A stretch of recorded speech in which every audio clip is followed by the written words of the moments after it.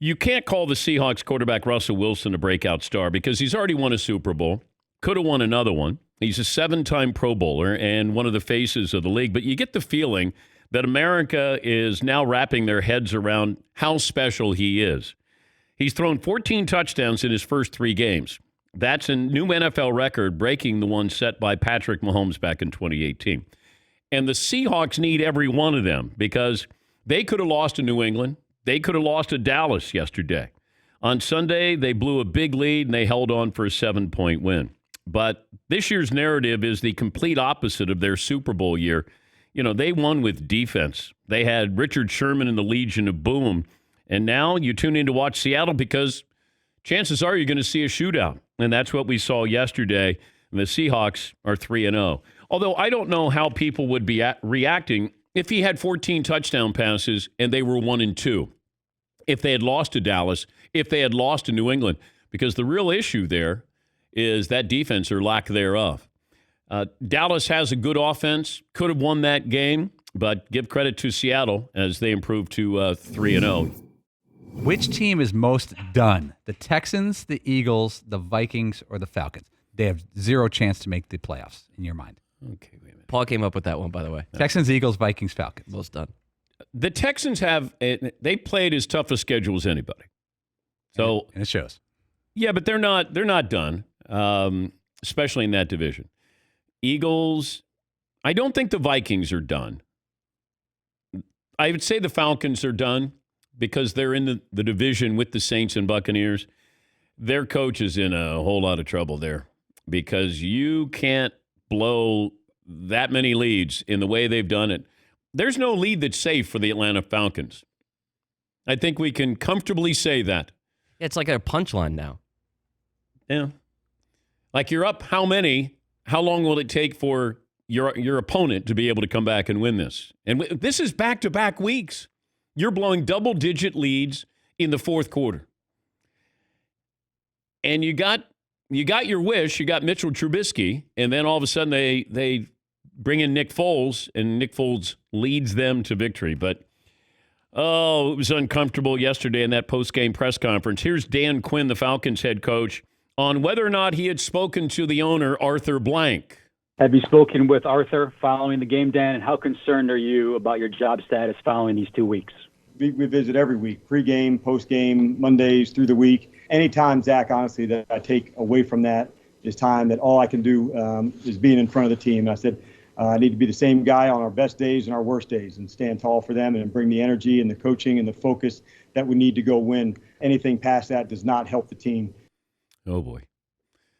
I don't know if that made sense to anybody other than, no, I don't think I've talked to the owner because the game just ended 15 minutes ago, but I'm sure I will hear from that owner. But you're blowing double-digit leads late in the fourth quarter there, back-to-back weeks. And you know what? The Falcons are a good team. I mean, they had the ability. They might be the best three-quarter team in football right now. If they didn't play that fourth quarter, Falcons would be great this year. That damn fourth quarter comes around and And here the Chicago Bears are only good in the fourth quarter, and they're undefeated. Go figure there. Packers over the Saints last night. Aaron Rodgers, I guess everything's okay in Green Bay, right? He doesn't need another wide receiver. They didn't need to use that first-round pick on a wide receiver. They did that without Devontae Adams in there. And is Drew Brees' arm, is it still tired? Because I'm not sure. He looked okay last night. But now people are saying he's sort of like Tony Gwynn. He hits a lot of singles. Like he's not hitting doubles, triples, or home runs. He's hitting singles. And he found Alvin Kamara. They didn't have Michael Thomas. But I was surprised that the Packers had their way. And, Aaron Rodgers seems to have bought into whatever system it is that Matt LaFleur has.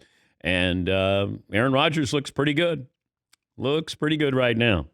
Titans won again. The Seahawks, the Chiefs tonight against the Ravens.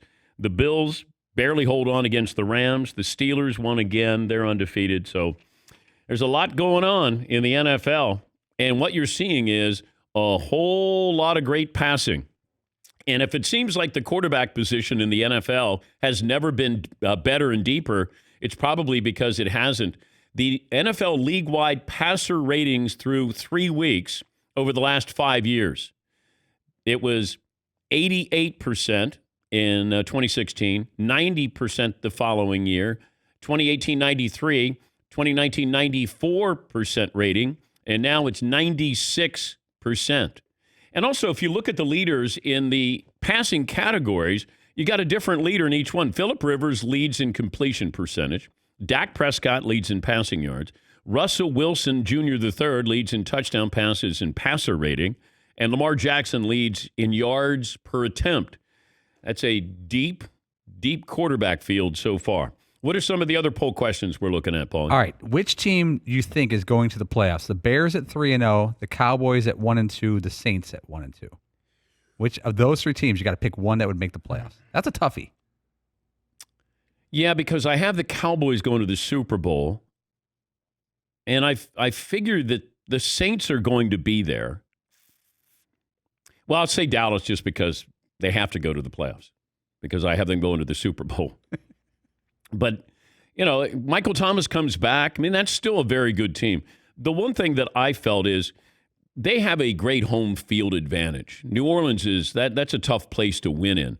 And you're watching last night, Aaron Rodgers doesn't need a silent count.